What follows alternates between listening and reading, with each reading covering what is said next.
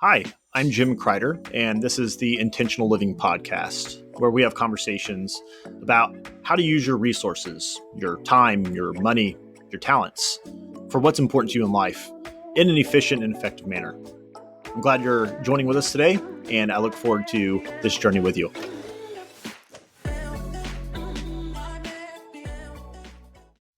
In today's episode, I'm joined with Michael Schmid. Now, Michael and we talked through a whole lot today. It's a great conversation unveiling and demystifying what is Bitcoin. Not on the monetary side of things, not on the theoretical, but on a practical standpoint from the computational side. What is this? Michael does a great job breaking it down in a very simplistic manner that someone like me can even understand. If you want to learn more about Michael, you can follow him on Twitter at Schnitzel. All right, I don't want to give intro too much about who Michael is or what he does. You'll learn plenty of that in this episode to come. So let's get started. All right. Hey, Michael, thanks for joining me today. I appreciate you being here, and I'm excited for our conversation. Same. Thanks for having me. Yeah, for sure. Well, I guess before we dive in, why don't you go ahead and introduce yourself and who are you and what do you do and why would I have you here for a podcast? Cool, thanks. Yeah, my name is Michael. Based on my accent, probably your listeners can tell I'm not from the US. I'm originally from Switzerland. Grew up there, but was always interested in the US, specifically the tech scene. And then had the opportunity around 7-8 years ago to move to the US, lived in Austin a couple of years, decided at one point that Austin was cool, but I want to see more. Then traveled all over the US in an Airstream trailer, which was really nice to actually learn a lot about the country that I didn't know a lot, and also learned that a lot of the things that we learned from the media and the press is completely wrong.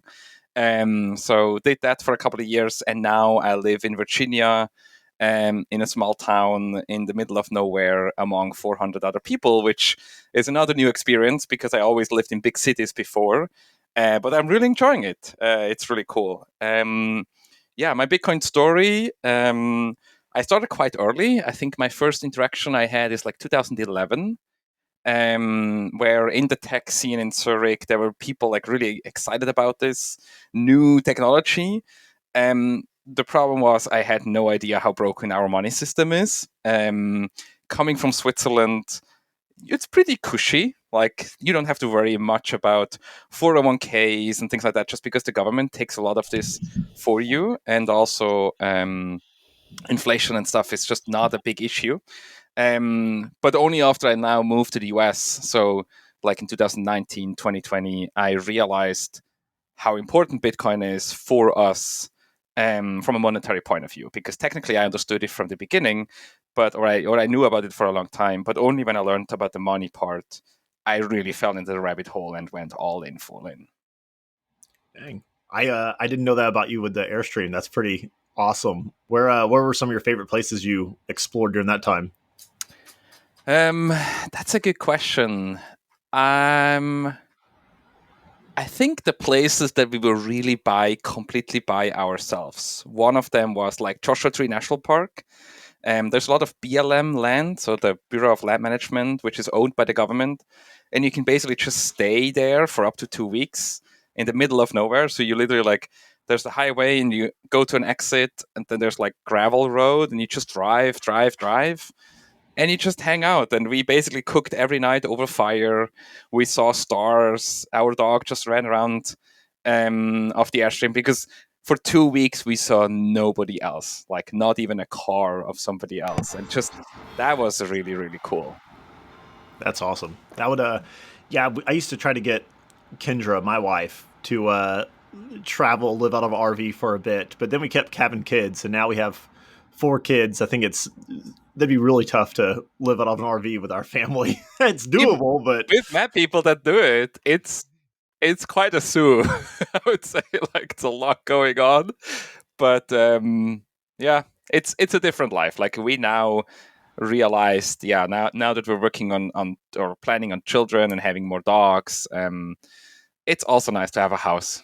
Like, yeah. yeah, there's romance in the non-traditional lifestyle, but there's also practicalities with a practical normal lifestyle.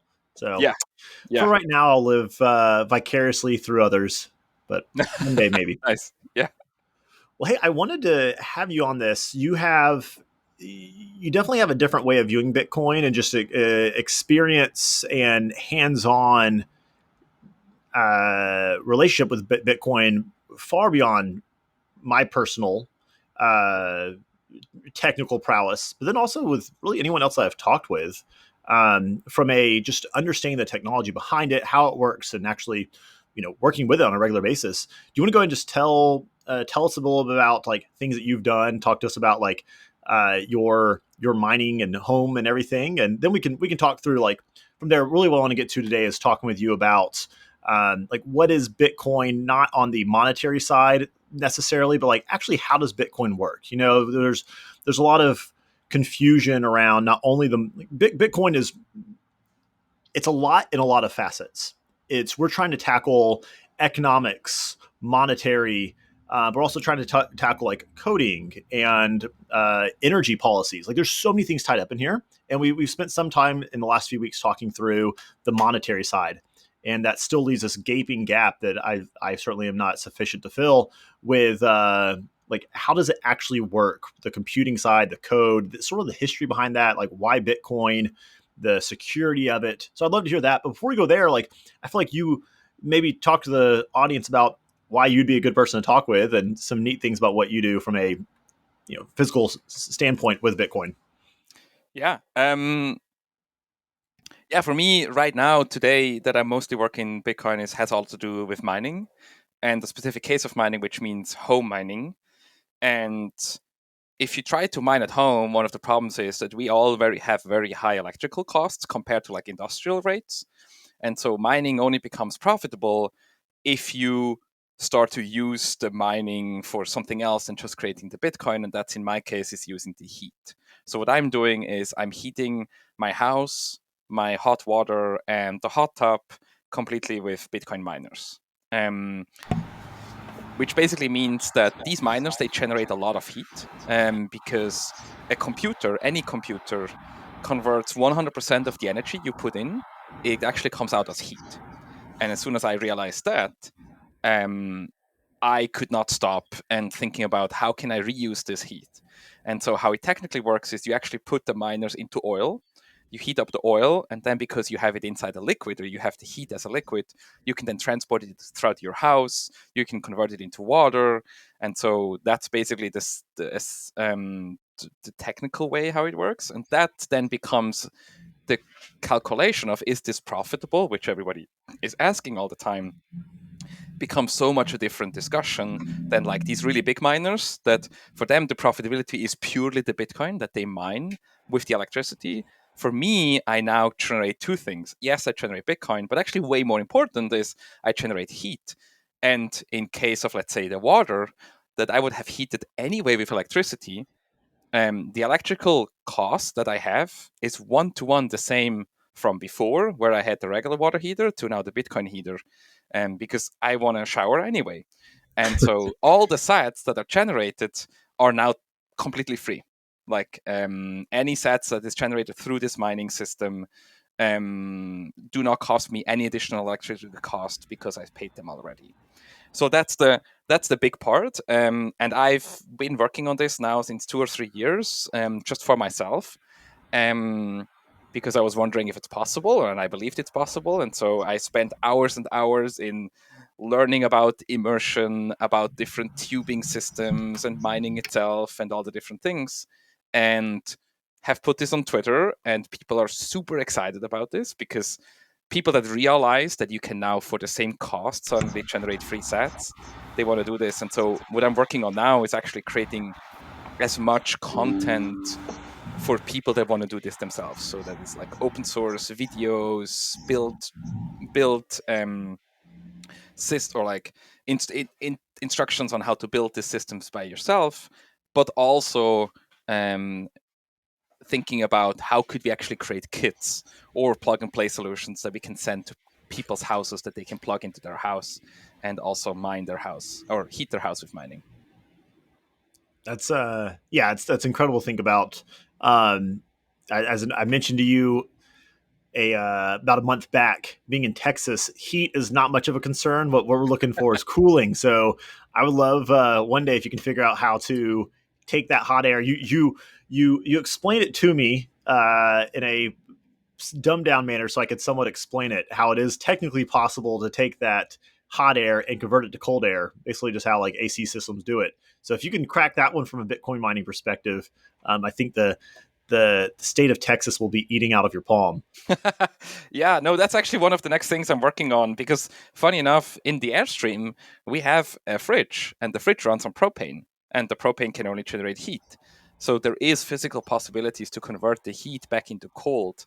And so I'm literally scouting eBay right now for like some of these fridges and try to find one and connect it to my Bitcoin miners to, in the end, not cool the whole house yet, but at least the beer or some other beverage that we want to cool down through Bitcoin mining, and just as a proof of concept. But of course, with the very, very end goal to maybe cool complete full houses with Bitcoin mining.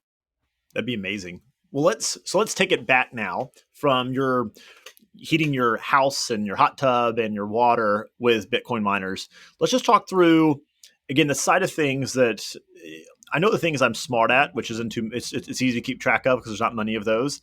I know a lot of things I'm not very smart at, and one of those many things is just more of the like, technical computers and like yeah, just the simple things. I mean, frankly, that's where people are like, I don't understand Bitcoin, so therefore I won't use it. It's like, dude, I don't understand how most things work. Like you and I, like we're thousands of miles away, but yet we're seeing each other and talking in real time.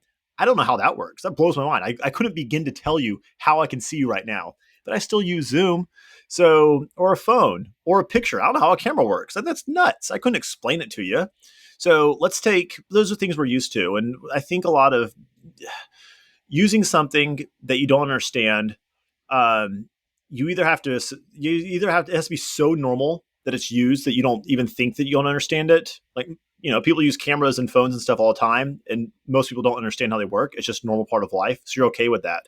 But to begin using something that's abnormal, or at least currently abnormal, to be comfortable with utilizing it, it helps to understand, at least at a base level, what that thing is or how it works. It sort of, you know, it pulls back the curtain on the mystery of the what ifs, and it brings in a lot of comfort. So if you want, let's talk a little bit now about like what is Bitcoin, what's the computational side of things, like these terms of mining and hash rate and nodes, or like I mean in the 90s, like this is not something new. Like a peer-to-peer trustless permissionless money system is something that wasn't created in 2017 or 2018 or even 2008 2009 by Satoshi Nakamoto. It's something that people have been working on for decades. So let's talk through those things, like why and what and how and all that fun stuff. Yeah, no, happy to do so. Yeah, I think the most important thing, yes, you just mentioned is Satoshi, the creator of Bitcoin. He didn't come up with all the technologies or the different things that we're using today in Bitcoin. What he did, or what they did, whoever that is, they combined existing tools very cleverly and added some things on top of it that solved some of the problems that these other tools had that they failed. Like you correctly said, since the very beginning of the internet or of any digital communication, people have been wondering, how can we send money, or how can we transport value between one person and the other. And that's actually how I ended up in Bitcoin. We at the time in like 2011, all we talked about is digital scarcity. And what this means is that Satoshi figured out a way how I can send something to you, Jim, without me using it anymore. While the whole internet, everything else about the internet up until that point was about copying something very simple. So, like content or a picture or music, like Napster, like all these technologies, they all created something where in the past, let's say you want to copy a Bible, you needed somebody that wrote it. A second time, then people figured out how to print books, and then they but there was physical labor involved in printing the book and transporting it. And then the internet came and said, you know what, there's a PDF, I can send it to you. It's basically zero physical cost for anybody.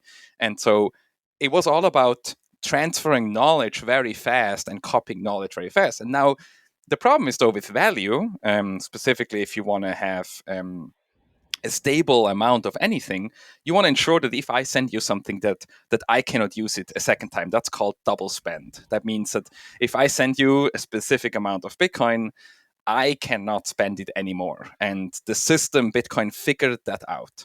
And I think that is called digital scarcity. And interestingly, Satoshi, like there are references that they say, look, this could actually be used for other things as well. Like it doesn't have to be only used for money, but it obviously makes a lot of sense to use it for money because that's the thing that where we store value in. We store value in money, and so if you have a way to have digital scarcity, to use it for money and to transact, and that's basically the crazy invention that Bitcoin is digital scarcity, and everything around follows after that. But yeah, I think that's really the part that in 2011 when I saw it the first time was like, oh wow, we have never seen this before, and that was the big invention from Satoshi. Yeah, I was actually talking with someone earlier today, and they mentioned they're just saying it's interesting someone was able to create a money itself through Bitcoin. The thing is, Bitcoin itself, I guess we treat it as money, and it is money, but its base sense, it's not like someone went out and created a currency in the way that we think about it. They created a a line of code that allows for digital scarcity that can be transacted and utilized as a form of money. So it's not like Satoshi, I mean, did create money. That's his white papers about that, but it's not we're not looking at money in the sense of how we view money in its sense of like, like I have actually right in front of me just from a conversation earlier, a 50 trillion dollar Zimbabwean note, or US dollars. We think of money as this, as a currency, as a piece of paper that's backed by something. That's not what Bitcoin is. It is a means of digital scarcity that can be utilized as money. It could have other functions, but if you think of like, important things in life, money is very important. Maybe more or less to you subjectively, but objectively, having a means of communicating, storing, and transferring value across space and time is really important. And so it's a first primary base of what is something that can be utilized from this technology. So yeah, that's when I'm trying to communicate with people, sort of some of the issues that were having trouble getting cracked through other cryptocurrencies.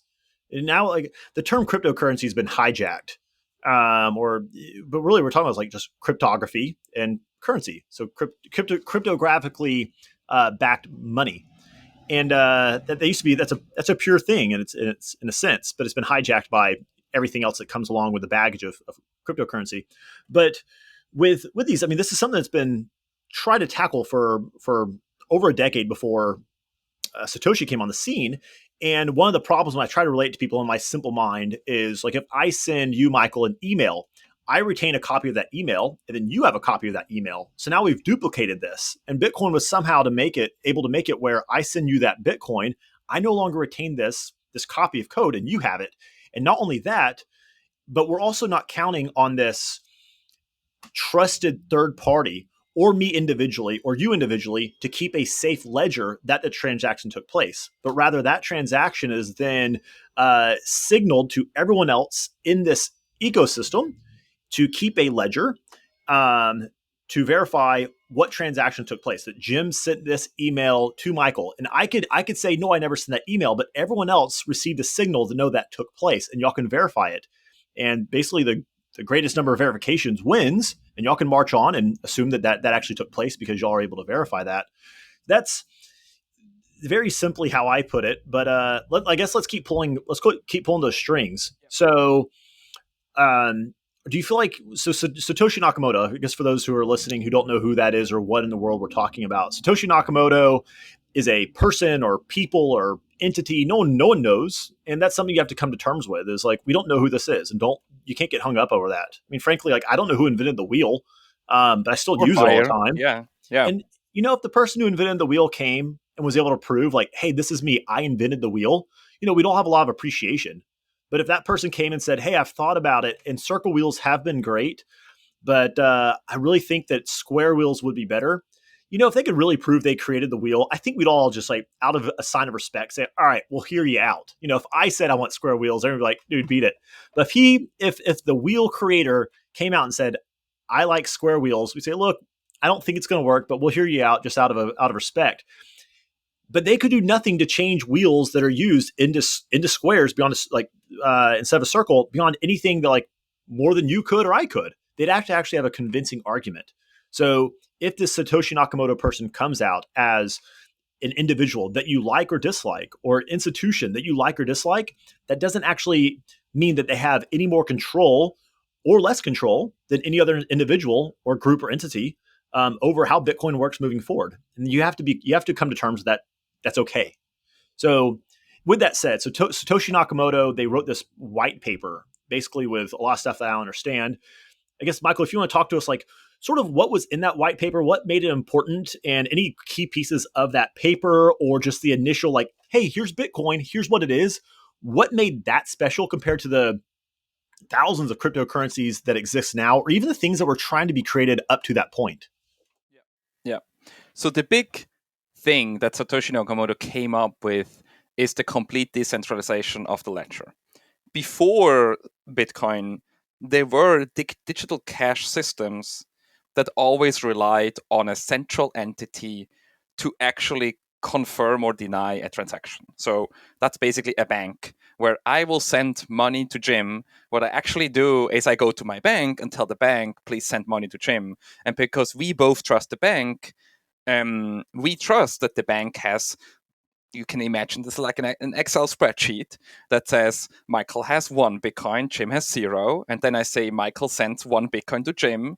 And then in the end, it says Jim 1 Bitcoin and Michael 0 Bitcoin. And anytime we can go back to the bank and saying, hey, bank, how much Bitcoin has Jim? And then bank says Jim has 1, Michael has 0. And because we both trust the bank, this is how we can transact. And people recreated this in digital ways. But there was always this central entity, and that's what Satoshi figured out a way how to not do this. And how he did this is basically, first, he created a global ledger. So instead of having a central entity that keeps this ledger, let's give everybody the ledger. And that's one of the things that I think a lot of people don't understand is, if you have a Bitcoin node, which is basically that Excel spreadsheet, you have every single transaction that ever happened in Bitcoin is in that ledger. And the other interesting thing is, it actually doesn't say Michael 0, Jim 1. It just has every single transaction in it. So the tally and the end that says how much Bitcoin does one specific person or address have is never actually stored. It's only every single transaction. And so with that, we basically have a way that I can confirm, or I can verify, and you can verify that that you have 1 Bitcoin and I have 0 Bitcoin. Yeah, I don't know how I would begin to even create that. When I was in probably sophomore year of high school, I took a coding class, and I was proud when I was able to make, like, a stick figure. So yeah, when I think of me doing anything technology wise, I think of on The Office when Creed wants to create a blog. So they actually just give him a web doc or a Word document that he types on. It's connected to nothing. He's just on Microsoft Word. That would be me trying to make anything like this. And actually, what is funny enough, like, this is all peer-to-peer. So if you have these spreadsheets, or these Bitcoin nodes, as we call them, that keep the ledger, they all talk through peer-to-peer, meaning there's no central entity again. It's just every node connects to 5, 6 other nodes, and because not every node connects to everybody else, they just create a massive network of nodes that are peer-to-peer connected. And that technology, again, Satoshi did not invent this. Like Napster brought this already up. Like that's a technology that we knew way from before from doing illegal things, where people figured out these peer-to-peer protocols and how these tools can find each other, can communicate with each other, can also handle like bad actors, things like that. So that's where the peer-to-peer, and how this basically works is whenever you want to do a transaction, or let's go back to the transaction. I want to send 1 Bitcoin to you. What I do is I transmit this transaction to, let's say, my other 7 nodes that are connected to me, and they will transmit to all the other nodes and the other nodes and the other nodes. And at one point, you can reasonably assume that all the nodes have received this transaction at one point.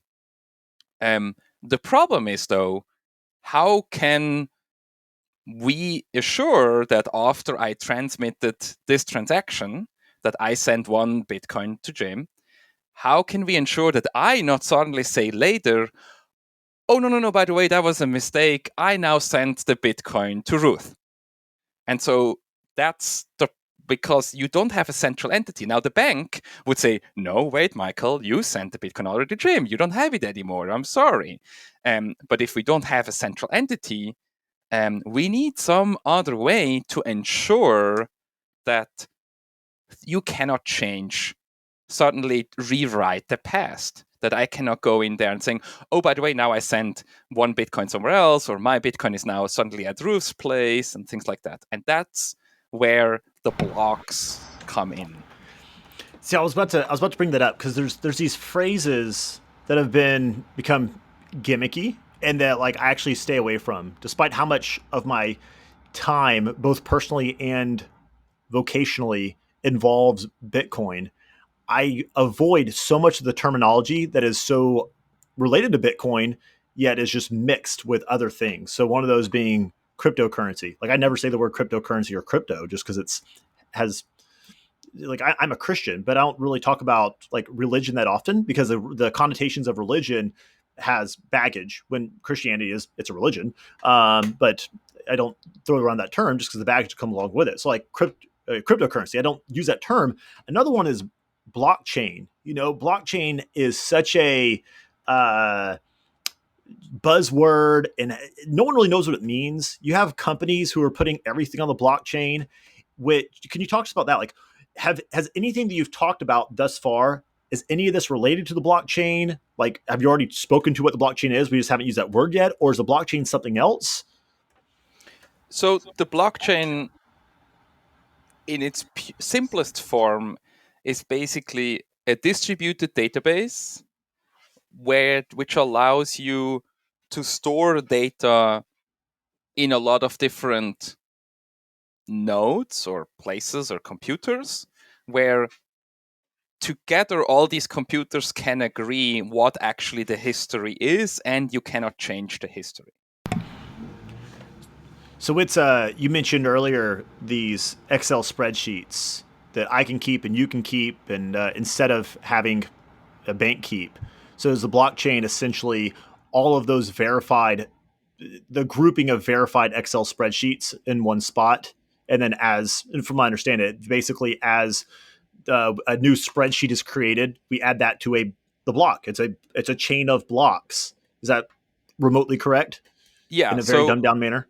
yeah. So the problem with these distribution systems, we need to ensure that if I send you 1 Bitcoin, I cannot suddenly a week later come back and say like, oh, by the way, no, actually that Bitcoin is now with person C.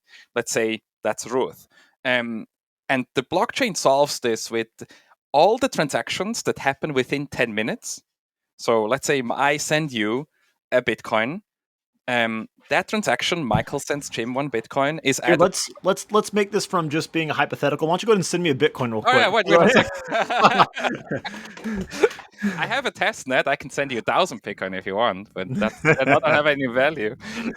Um, no, so Sorry, but carry basically, on. yeah, what you do, so we take all the transactions that happen within 10 minutes. So everybody else that also transacts, we take all these transactions together, and yes, we put them on one spreadsheet, all together. And then we take a so-called hash of this spreadsheet. So that's like a checksum. We basically calculate and we say, okay, this spreadsheet has a checksum 7.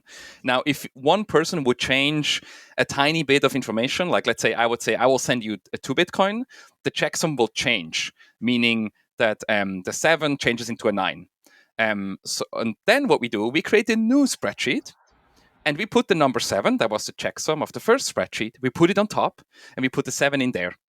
And then we gather all the other transactions of the next 10 minutes. We put them all in there, and they have a checksum, let's say 12. Then I create a new spreadsheet, and I put the 12 on top of it. Now, and this goes on and on and on. This happens every 10 minutes. Now, if I come a week later and I say, hey, Jim, by the way, the Bitcoin that I sent you, I already sent them to Ruth over there. You can go back and say, like, no, look here. This spreadsheet says Michael to Jim. And then I say, well, no, it actually says my version says Michael to Ruth. And then you can say, well, show me your checksum. And then I show you, you show me 7. Let's say my checksum is 9. And then we can look in the next block, and then we see the checksum 7 in there. And my checksum 9 is not in there. So the blockchain basically ensures that we can agree on a specific history. And if ever anybody claims that something in the past was different, everything else needs to change. So in order for me to change something in the past, I not only need to change that single spreadsheet, that entry, I need to change every other spreadsheet or every other block that I also need to go and change. And that's impossible. That's just so much work that this would not be possible. There is a chance, though, and we can go into that, and that's where the miners come in. But that's basically what the blocks ensure. The blocks ensure that together we can agree on the history. And what is interesting, and that's where maybe some people have heard, oh, you need to wait for 6 confirmations. It's actually easier for me to change something that just happened like 1 spreadsheet ago or 2 spreadsheets ago than changing something that happened 1,000 spreadsheets ago. So that's why sometimes you say, hey, let's wait a couple of confirmations or blocks on to actually assume, because what could have happened is that when I sent you that initial transaction, because there's a completely node, like all these nodes that are loosely coupled with each other that need to all agree what the next spreadsheet is, maybe half of the nodes have not received my transaction yet. And they actually, in the spreadsheet that they generated, my transaction is not in there.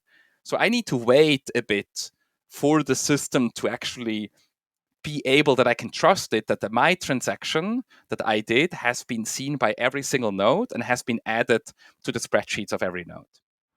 I want to take this a lot of ways. Let's while we're I want to go back like 3 points ago, right quick. You're talking about we could have a bank as the centralized party that we reference for transactions in their database. So they are the spreadsheet keeper.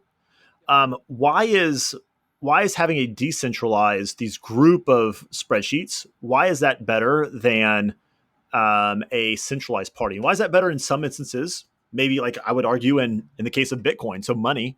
Yet it's not better for other things. Like if it's better, why don't we put everything on a blockchain or everything on a decentralized ledger if it's better? Like you want to talk to us about that right quick?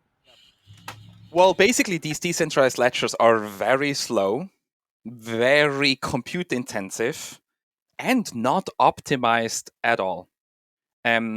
So that's actually one of the things that when I looked at the very first time in Bitcoin, we realized that you can do 3 to 4 transactions a second because you need to wait. These blocks or these spreadsheets, they have a specific amount of rows. So if you have more transactions, just like the newest rows, they have to wait for the next spreadsheet or for the next block to get in. So it's a very slow process and very compute intensive. Like all these nodes, so every Bitcoin node stores today around 600 gigabytes of data. And every node stores byte for byte the exact same data in all these 100, I think we estimate we have like 200,000 Bitcoin nodes today. So there's 200,000 Bitcoin nodes that all store 600 gigabytes of exactly the same data.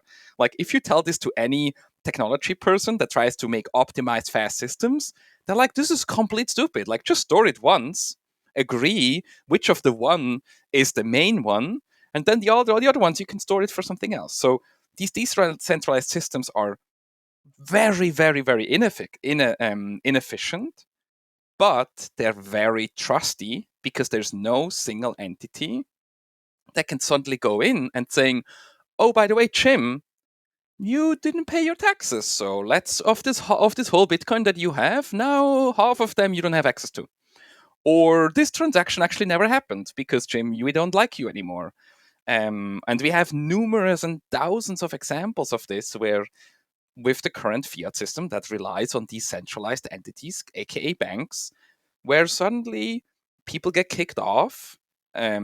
People suddenly have less money on them because there's a computer bug or things like that. So it's inherently really bad, but it's very efficient to have it centralized. But that's what we want with Bitcoin. The layer one, and maybe we can go into the different layers a bit later, but the layer one is inherently very, very slow, but that's a good thing. Yeah, that's one of the biggest critiques of Bitcoin. There's a lot of them. We can get into some of those in a bit, but one of those being it's inefficient, which I would agree with.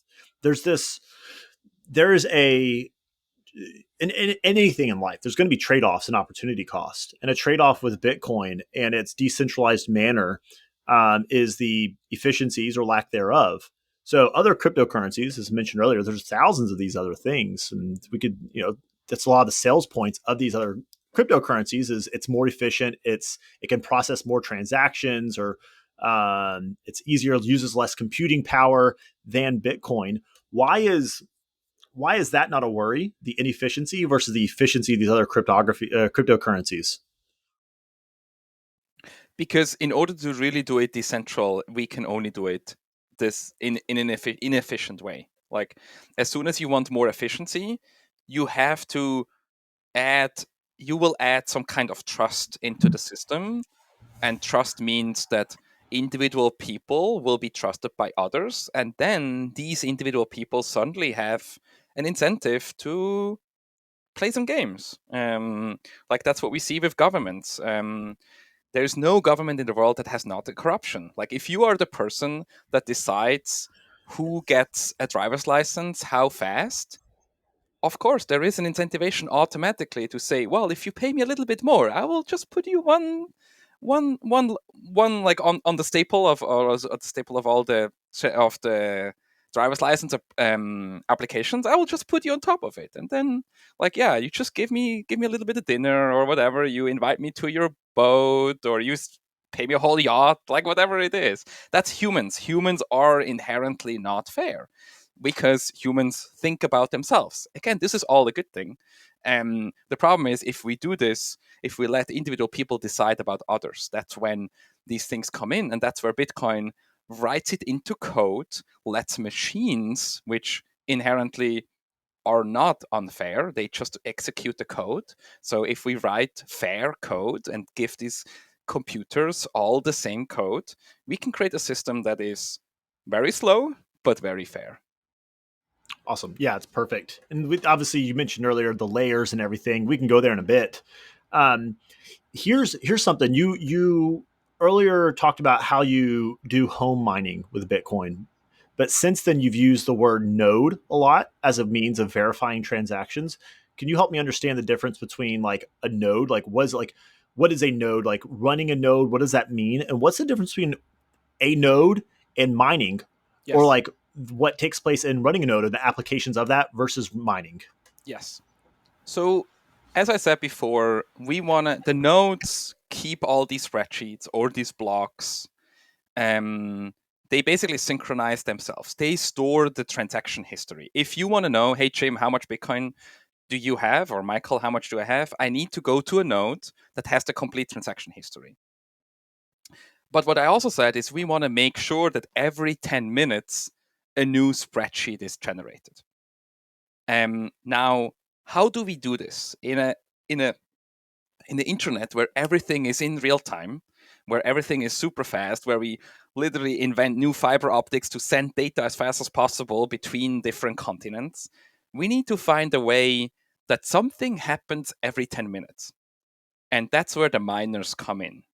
So Bitcoin has a way to enforce that the spreadsheet is only generated roughly every 10 minutes. And important here is roughly. It's not exactly every 10 minutes.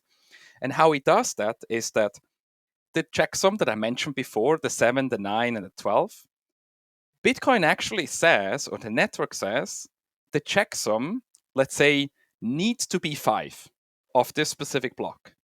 Now, if you take all the transactions in that spreadsheet and you generate the checksum, let's say there comes a 3 out.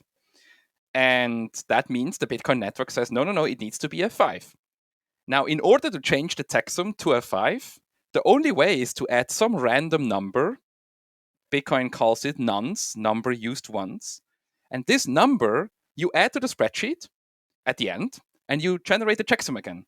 And then maybe, let's say, a 1 comes out. So you change the number to something else, and you generate it again, and a 2 comes out. And the interesting thing about these checksums is you cannot predict or you cannot go back. So you cannot say, I have all these numbers and I have a 5. Tell me which number I need to add to generate the 5. The only way to do this is just to randomly test the 1, the 2, the 3, the 4, the 5, the 6, the 7, until you have the checksum number 5. And what is really clever, Bitcoin has a way to predict that all the computers in the world that are basically guessing this number, that roughly every 10 minutes, a block is found. And the act of trying to find these numbers is called mining. So basically, when I have a miner at home, what this miner does, it takes all the transactions in the last 10 minutes, it takes them together, creates a block, runs the checksum, and now the checksum doesn't say 5. It actually says like the checksum is like 30 characters long, so it's an extremely big number. But the Bitcoin network says the checksum for a block, in order to be valid, needs to start with a specific amount of zeros. And what I do then, my miner just takes all the transactions in the block, generates a checksum, and says, oh, it starts with a 1. So this is not a valid block. So I will add a nonce. Again, this can be a random number, and I just do it again and again and again. At one point, this 32 length number will start with a specific amount of zeros. And that means, because the Bitcoin network says currently it needs to start with a specific amount of zeros, I find a valid block. And the really crazy thing is that the Bitcoin network can predict, based on how many computers or how many miners are there in the world, it can predict how hard or how many zeros at the beginning of this hash or this checksum needs to be to create it roughly every 10 minutes. And that's how the Bitcoin network can ensure that we generate a spreadsheet every 10 minutes and not every 1 minute or 2 minutes or 5 minutes or every 100 minutes, but roughly every 10 minutes. And that's another thing that Satoshi invented, this difficulty, which is basically says how many zeros that it has to be in front. That's something that they generated that didn't really exist before. That's in those another term that I hear and a lot of people hear is like hash rate or hash power. Yes. And that hash power is essentially the guessing of those zeros. It's the computing power to do that. So is that correct? Correct. Yes. Okay. And the hash rate. Remember, I'm playing a part of a stupid person here. This isn't me, really. I don't know. Yeah, No, I'm a good actor, aren't I? Yes. No.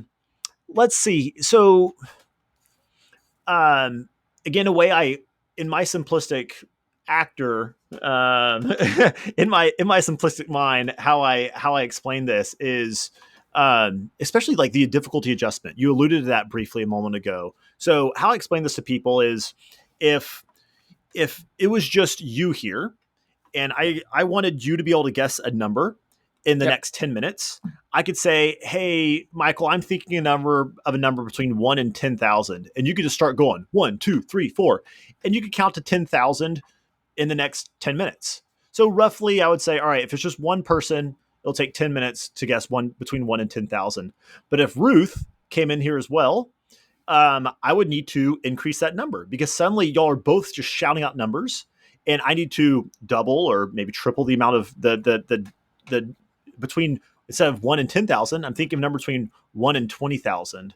And then if all of a sudden we have a room of 100 people who are just shouting out numbers as fast as they can, I suddenly need to make that a really big thing and harder to guess.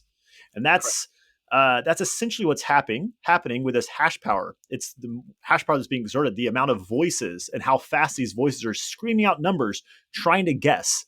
And if I did this for a while, I could probably have a pretty good pulse. Just like if, I don't know, if you have a weird hobby of uh, uh, guessing how many gumballs are in a gumball machine, eventually you get to the point where you can just see a gumball machine and say, like, that one has 728. And you're probably going to be pretty close because you do that a lot. And that's what this the Bitcoin mining network, what Satoshi created, it's able to get a pretty solid idea. It's not going to be 10 minutes on the dot, but man, it can, based off how many people are trying to guess, there's so many people in the room right now who are going to be yelling out numbers.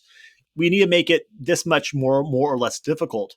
So do you want to look? I think this is one of the coolest things about Bitcoin itself is the difficulty adjustment. Do you want to tell us a little bit more about that? I'll tell you my simple brain way of explaining it after you give us the better, more articulate way of explaining it, the actual technical way.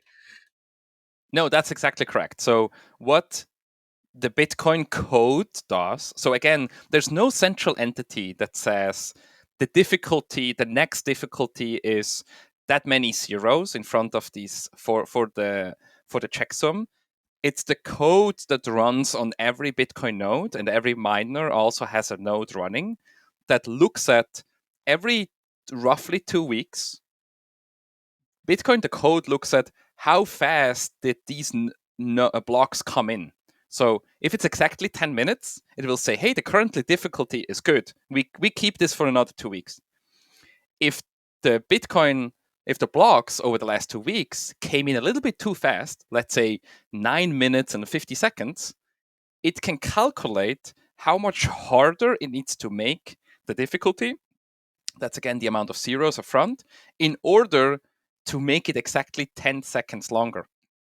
And that calculation, I mean, I can't explain you how exactly it works, but that is the freaking part, that it can, based on the history, can predict the future to say roughly this is happening every 10 minutes. And what is interesting, now this works really well if you have like block times of 9 minutes 50 seconds or 10 minutes 10 seconds, like it's very, very close. But we actually had cases where suddenly sometimes a big amount of the Bitcoin hash power, that's basically how many computers all together are working on guessing these hashes, when they all drop off very fast. Like there was the China ban a couple of years ago, and very fast, 30% of the total hash power fell off cliff, like was offline.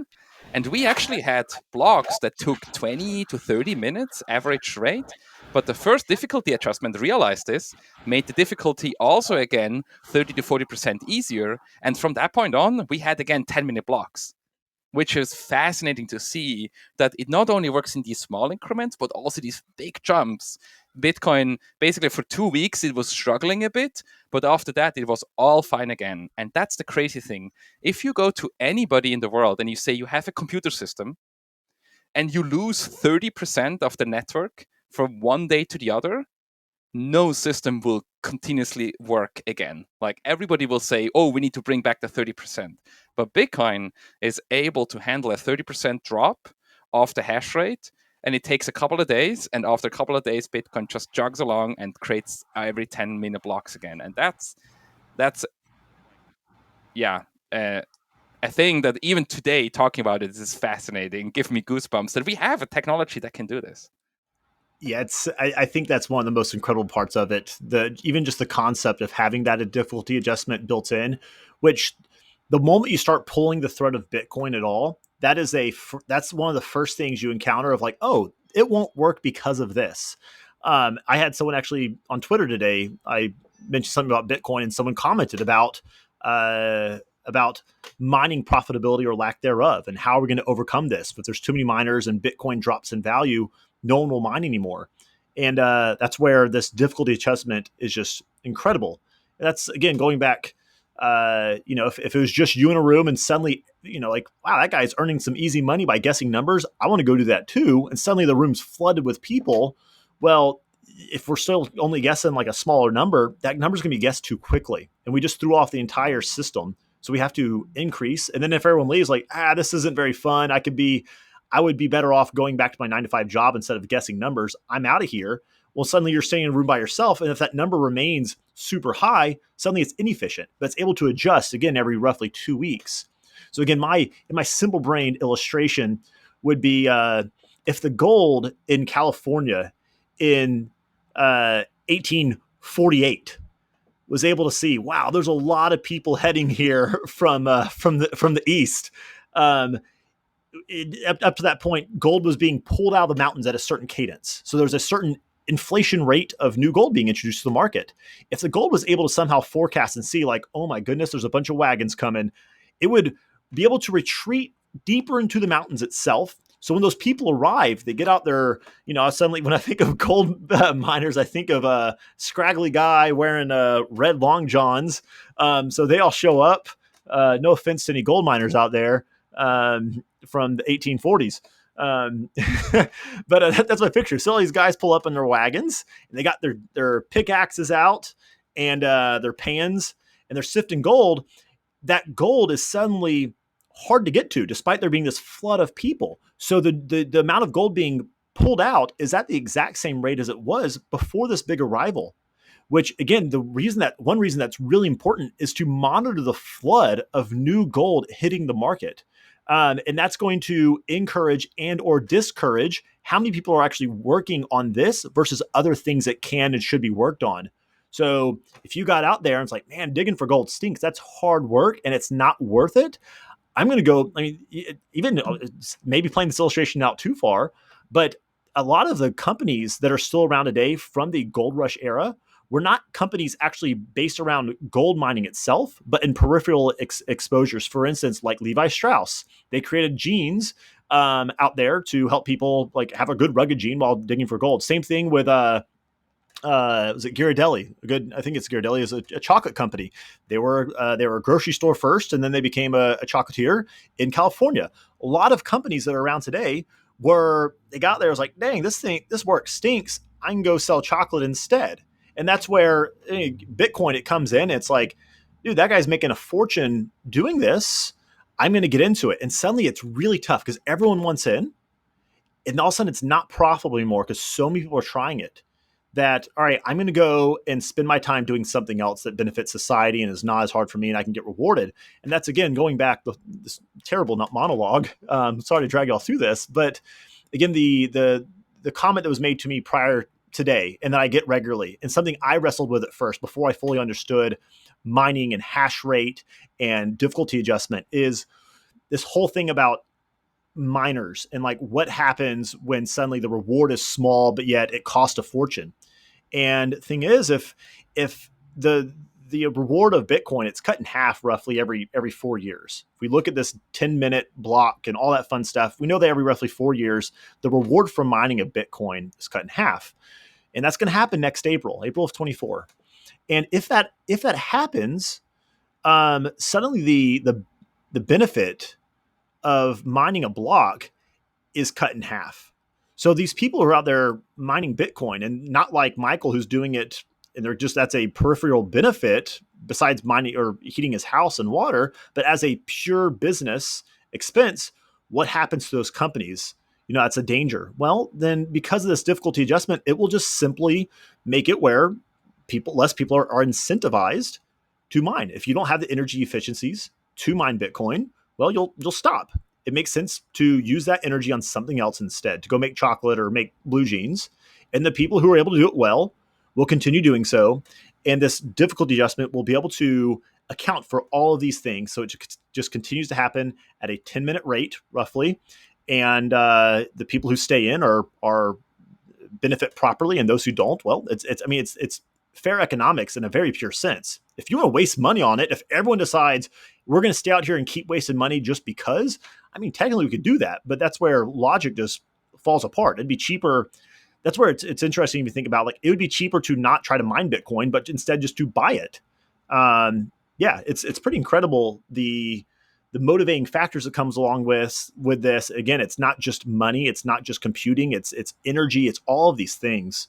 Um, yeah, let me ask you this, Michael. So the I guess while we're on things that concern people, other concerns that come up regularly is like AI or supercomputers or hacks. Can you talk to us about those things? Like you mentioned, you almost went here earlier, and I'm glad you didn't quite because I want to get. I feel like we've done it. I think have we hit everything from a base level? Like what is Bitcoin? Is there anything else you feel like would be good to share? The only thing we need to talk about is the block reward. That part I think we don't have done. But then we covered Bitcoin as a whole. What is So Bitcoin? We did it. yeah. So so one of the things that, as I explained, like there's hundred thousands of computers all over the world that try to guess this number, this hash, to find a block. To then why we need to give these computers an incentivization to do so. And Satoshi figured out two ways to do this. One of them is to actually distribute the Bitcoin at the very beginning. So at the very beginning, on the day one, there were 0 Bitcoin in the whole world. And what happened is that every block that a miner found, they got 50 Bitcoin from 0. So that was how Bitcoin was created. Um, and then every 4 years, like you say, this 50 actually reduced. So it was 25, then a half of this, half of this, half of this. That's why we call it a halving.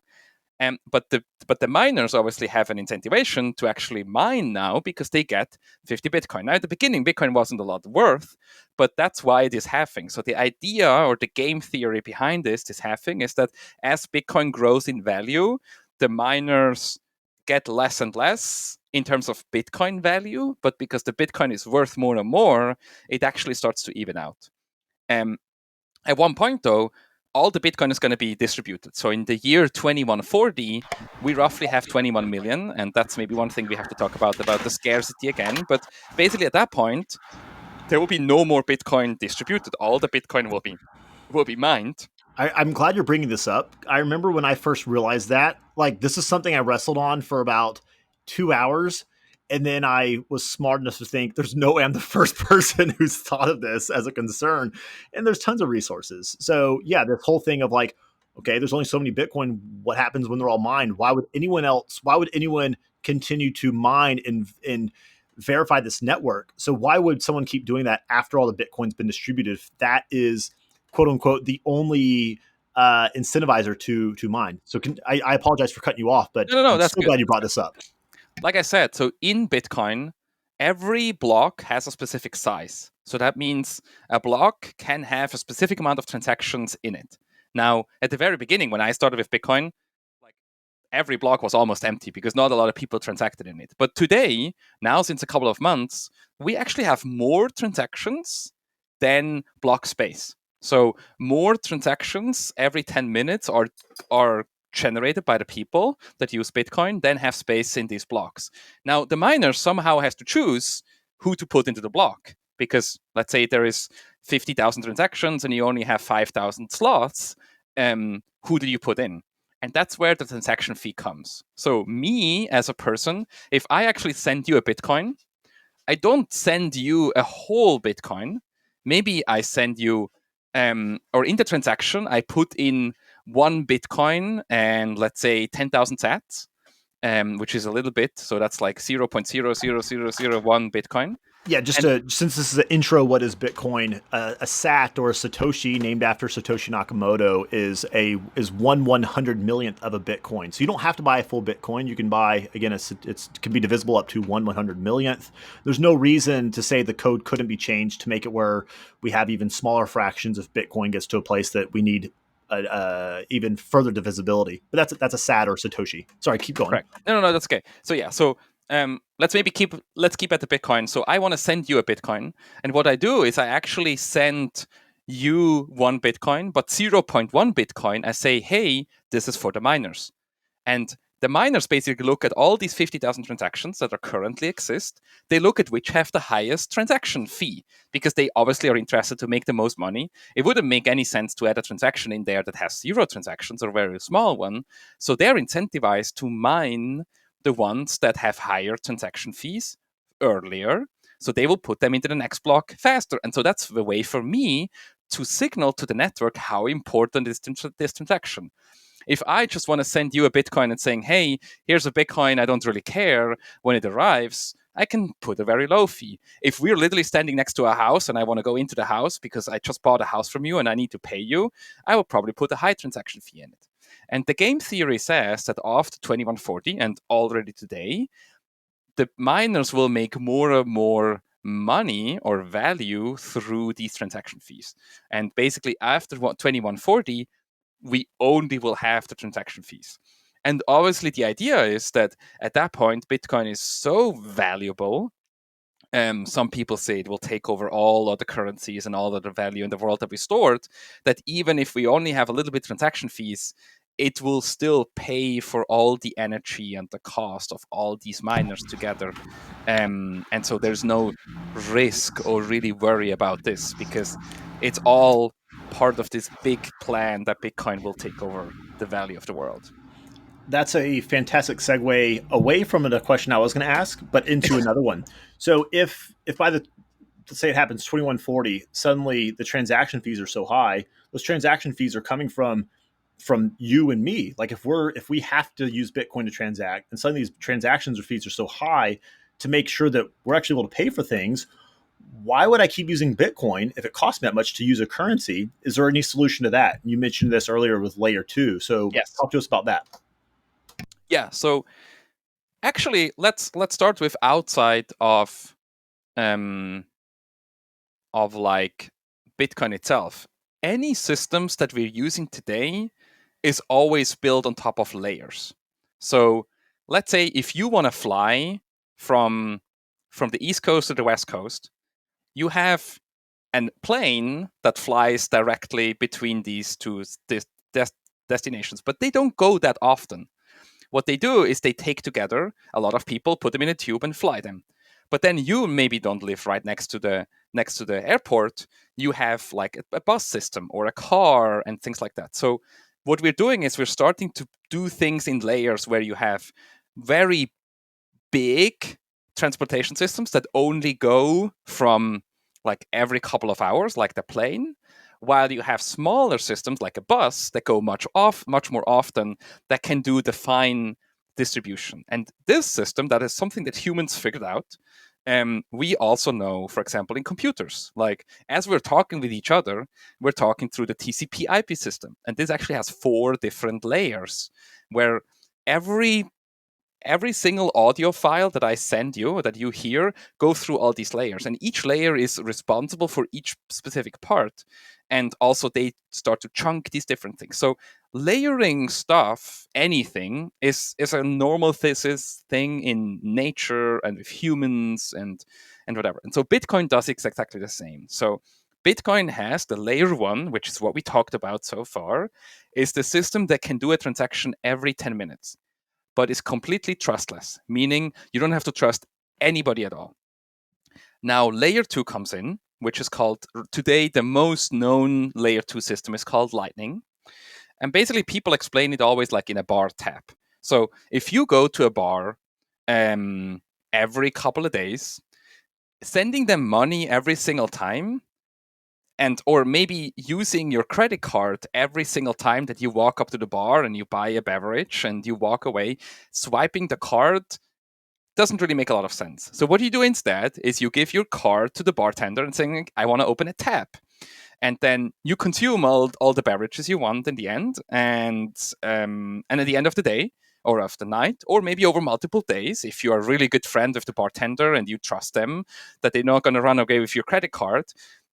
Fun fact, that actually happens where I live. Like you just have like a running tab over multiple months at the restaurants because you know them so well. Wow, that's Um, cool.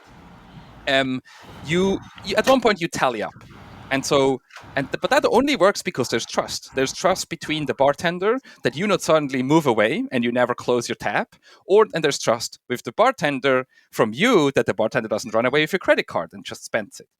And that's where layer 2 comes in. So I can basically open up a tab with, let's say, my restaurant and saying, hey, restaurant, I want to open up a Lightning channel between me and the restaurant. And through that one, I can then transact all the time without ever touching the layer 1. So we basically trust each other. We send each other Bitcoins back and forth. And only when we say, okay, now we don't trust each other anymore, or I want to use the Bitcoin that I have locked into that channel because I have to put in some Bitcoin into that channel. If I want to use it something else, I can close it, meaning I can undo these things. And the opening and the closing of these channels, this happens on layer one. So for that, we need to do one transaction. That takes a bit of time that we have to wait for, and that costs us transaction fees. But every other transaction between me and the bar or the bartender is completely free because it's trusted between. Now, what is really nice about Lightning is this can go over multiple hops. So let's say you, Jim, also go to the same bar that I always go. Now I need to send you some money. I don't know. I mowed your lawn, and I say, hey, you give me $10 for this.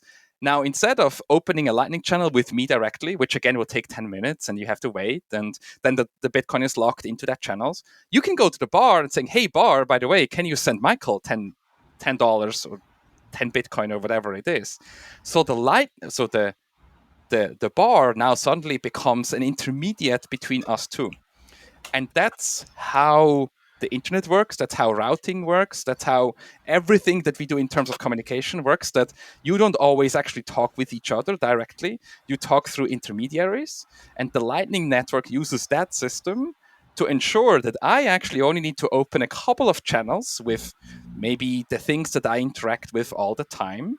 But because they are then connected again in the background, I can send now money in lightning speed. That's where the idea of lightning comes from. It's in real time between people without needing to wait for these 10-minute block times every single time that are going to be slow and, as you correctly say, going to be very expensive. Because I believe at one point, these layer one transactions, they're only going to happen if you do really, really big transactions. Like if you buy a house or a company buys one another, that's where you go to layer one, because again, there's trustless down there.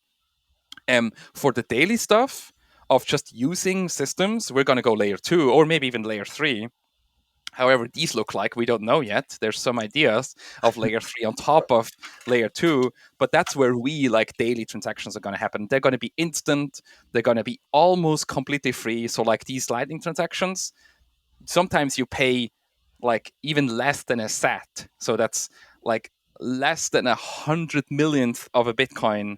So in dollars today, that's a couple of cents of costs to send these transactions around, and they're instant or like almost instant fast. So that's where we see the layer two really happening. And to go back to the history, that's the part that I did not realize in 2011. When I looked at Bitcoin in 2011, I said, like, this is way too slow. But I did not realize that people will come up with layer twos and layer threes. And so, yeah, I missed it at that point, but I learned it later on.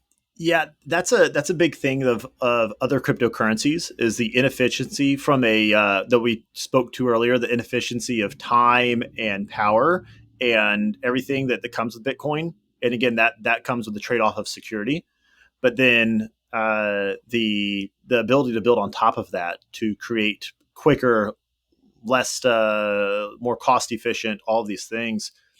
I do want to, if you could just real briefly, I want to remove any sense of fear or queasiness of this lightning thing, because when you speak to this, and not you, but when it's spoken of like, oh, you set up these channels and blah blah blah, like that could seem scary. Like I don't know what in the world, like so I have to go to, if I want to send money to you, like we set up a channel, how do I do that? Like I barely know how to get in my email. Like how do I set up a lightning channel? Like what does that mean? Like if I go, like I have wallet of Satoshi on my phone. It's a Bitcoin wallet, and I could send you over the Lightning network. I can send you Bitcoin instantaneously. That takes place, and I didn't have to set up a channel with you. So did the channel get set up for me automatically? Is that routing through someone else's channel? Like how does that work?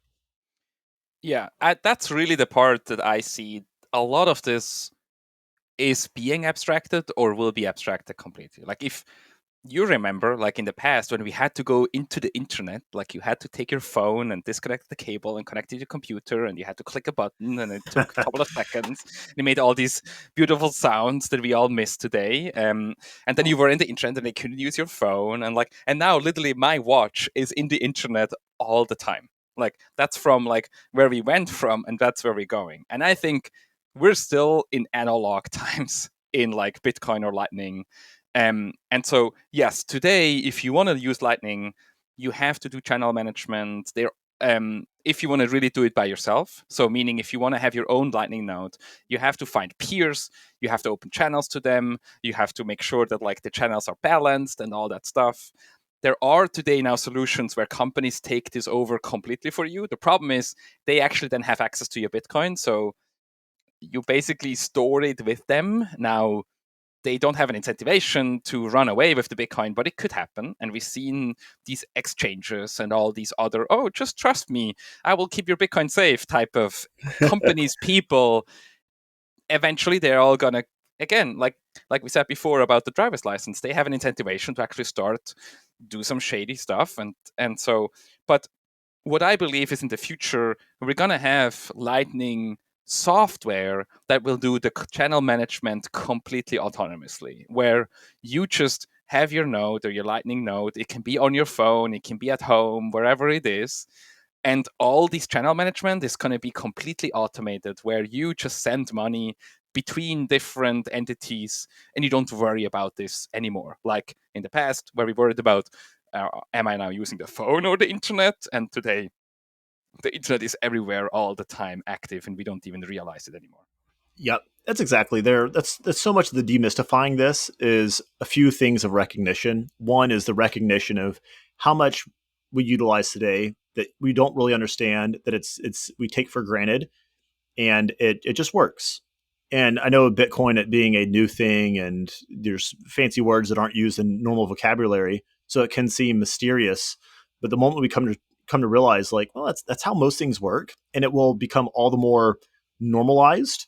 It demystifies, and again, it makes it much more available and relatable from a normal sense. Like, yeah, whatever, 30 years ago, the internet, 40 years ago, it's like, I don't even know what you're talking about. Like, how would this work? How do you get online? What is an email? Like, I love this video from, like, was it like the morning show or something, where they're trying to figure out, like, what is the internet and they're talking about the at sign, like, oh, that little thing with the circle around it. I think it says about. It's like, that doesn't make any sense. Like, what is it? What's the internet anyways? And it's like, that's where we are with Bitcoin. Like, what is a Bitcoin anyways? And it can seem daunting. And again, daunting can also equate to unnecessary. But so much of that daunting and unnecessary is built around unfamiliarity. And if we can just start removing that sense of unfamiliarity and even that sense of having to understand everything, to just not, I'm not saying blindly trust and just fully accept you don't have to know anything, but like, there are levels of, like, I don't know how most things work, and I'm okay with that. Like, I don't know how the toilet works. I can't, if my toilet breaks, I can't fix it. It's okay. I'm still going to use it. And that's okay. And there's certain things I want to know more or less about, depending on, like, how dependent it working and trust it takes. And I think that's where different people are going to come to terms of, like, I need to know all this, or like, I don't need to know that much, as long as I know it works and other people know it. So here, I guess along with that lack of trust and the fears, could we just spend a moment talking through these these things that tend to trip people up? Some of them may be valid, some of them may be completely irrelevant from what. But what if X happens? What about supercomputers? Or what if I don't know? What if Bitcoin gets hacked? Like, what if someone, I have a friend who lost his wallet and he would be rich and blah blah blah. Can you talk about, like, these what ifs? Yeah, there's definitely the question of like, yeah, what are possible issues that could happen to Bitcoin that it's going to zero? That's basically but what we say, if we say it's going to zero, that something breaks within Bitcoin, that the system that I just described somehow fails in some way. And one of them, yes, is that people talk about supercomputers. So or quantum computers, basically. So in this calculation that we talked about to figure out the hash, where we have to guess all these numbers, or where you said like shouting into the room, a quantum computer can do this much faster, and or we believe quantum computers will be able to do this much faster based on what we currently see of a quantum computer doing. And if we say much faster, we don't mean 2 times as fast or 3 times. We mean like 1,000,000 times faster. So the worry is that if somebody figures out a quantum computer, they will have more hash rate than everybody else. And one of the problems is if you own all the hash rate, so meaning you can create every entry in a Google spreadsheet, you can basically do games that you can like or you can publish a transaction, and later on you can say, oh no, actually I never published that one, but you already bought a house with that transaction and stuff like that. So if I'm the sole person that has all the hash rate, or if a company or some kind of entity has this, that entity can then start to play games with the network. That's the worry about quantum computers. There is 2 things we have to understand. First of all, quantum computers are very far away. Today, quantum computers are literally struggling with calculating 1 plus 1. And that's literally like that's a problem that where we are. So I want we're to take this moment to just state at this point in time, I'm smarter than a quantum computer. you So are, yeah. um, take that. and the other thing is there's only very few in the world to do this. So there is a risk, but we believe that it will take quite a long time, and that means the network has enough time to adapt. And adapting means that we could change the hashing mechanism. So the hashing mechanism that we currently use is called SHA-256. You don't have to know what it means, but it's just that's the way of that we're using. And Bitcoin, the network, could agree on using SHA-256 quantum safe or something, or we create another one. And we could all agree as a Bitcoin network that we all upgrade our nodes to use this new standard. So that's one of the things. The other thing is, why? Of course, the faster that Bitcoin grows and the more that Bitcoin is actually adopted by all these big companies, and some of them already using it today, why would they interested in actually breaking Bitcoin? Because they literally would, like, if you go back to your gold, they would literally throw their gold from their ships that they just mined so hard. Like, it would not make any sense. If Bitcoin is really used globally by all these different companies and people, why would you attack Bitcoin? Like, it doesn't make any sense, because Bitcoin then will be all worthless. Everybody's going to go back to, I don't know what, trading maybe salt or who whatever we're going to use at that point. And so that's the other thing, is like, yes, there is a technical risk, but we always have to understand that the game theory says that a company with such amount of power, they better just mine and behave in the system than trying to destroy Bitcoin. Do you, outside of quantum computing, is there anything else you feel that, or anything else that you hear as being like the big what if, or that you think would be a what if, or that's scary with Bitcoin? I think there is one thing that is still scary to me, and that's that there is a bug in the software that we haven't found yet.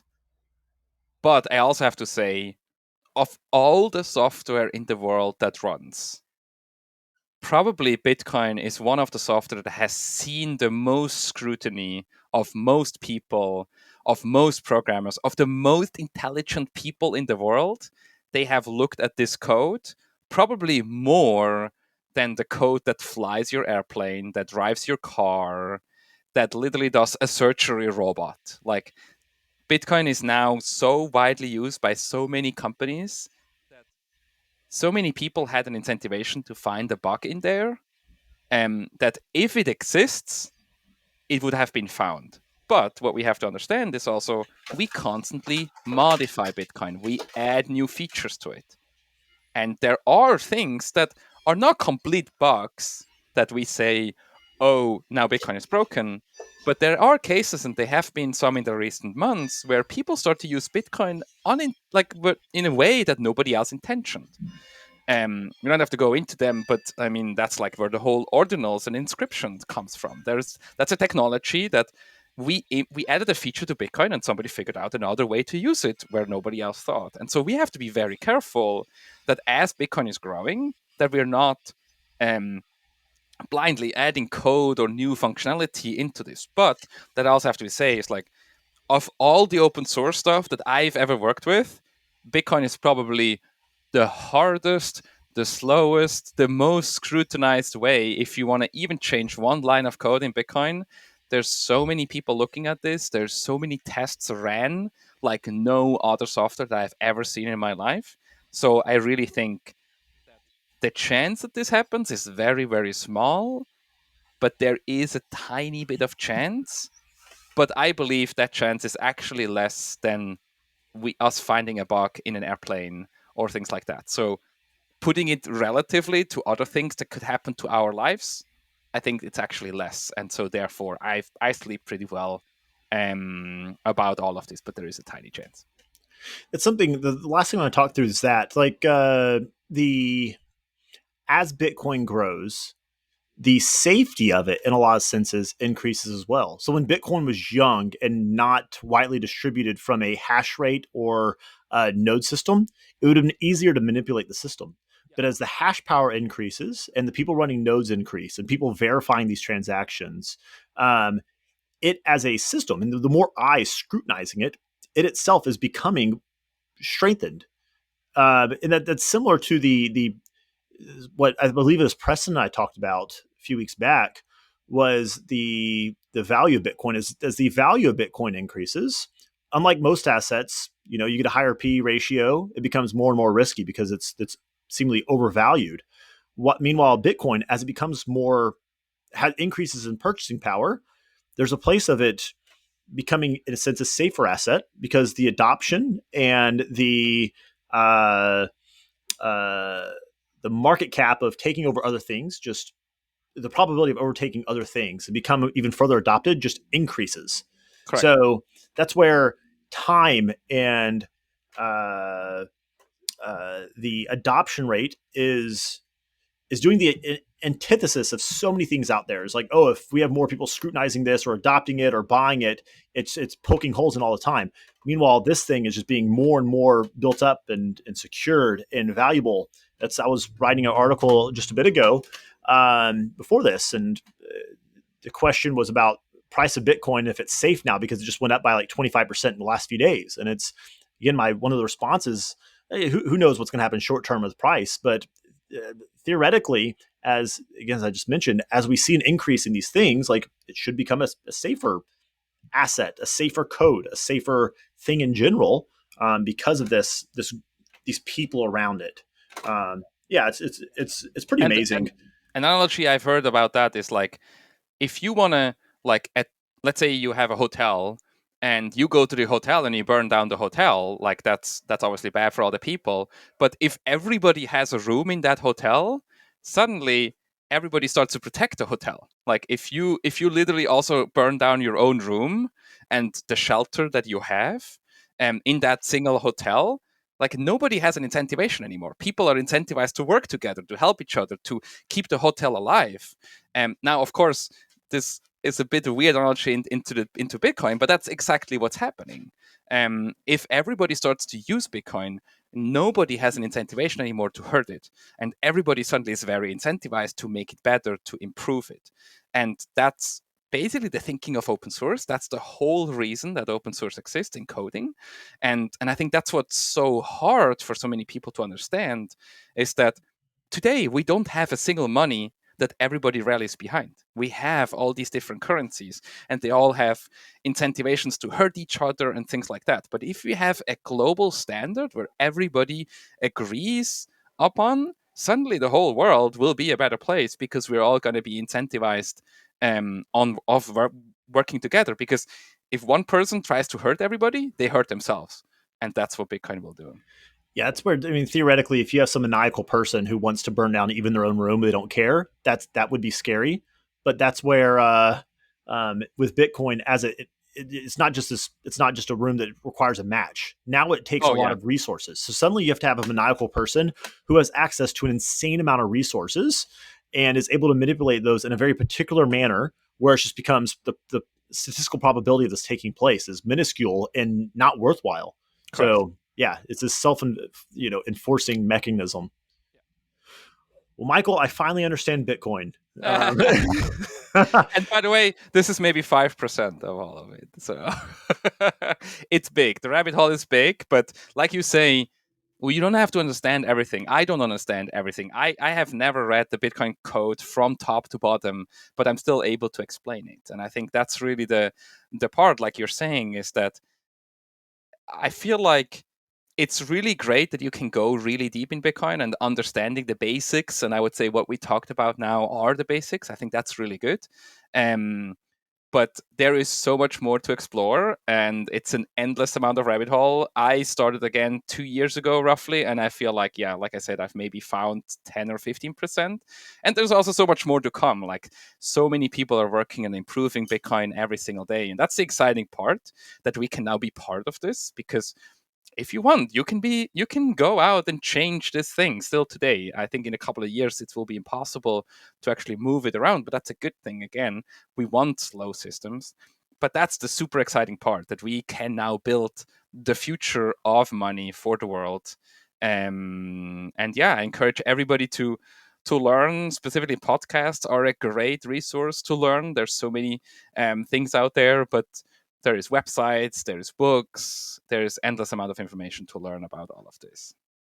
Awesome. Well, thanks, Michael. If there's a handoff, is there anywhere that anyone wants to reach out to you or learn more about you or anything you think that would be important for them to learn? What would you have them check out?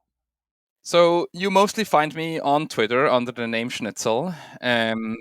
So yes, that's the Austrian specialty. I'm not from Austria, but I still like Schnitzel. So maybe for the next podcast we can look into the history of that name. But yes, I'm on Twitter. There's also a link to Nostr over there. And pretty much on every other social media thingy, you will find me under the name of Schnitzel. I'm trying to, whenever a new one pops out, I'm go there and try to claim it. But yeah, reach out. My DMs are open on Twitter. Reach out if you have any questions. I talk right now a lot about the home mining, but I really like to explain people things. So yeah, I'm happy to have meetings with people to explain them the stuff, because don't know a lot about other things, and I love to learn new things. So if I can tell somebody else about Bitcoin and they can get a deeper and a better understanding of it, this is what brings me joy. And so yeah, reach out if you have any questions. I'm happy to help.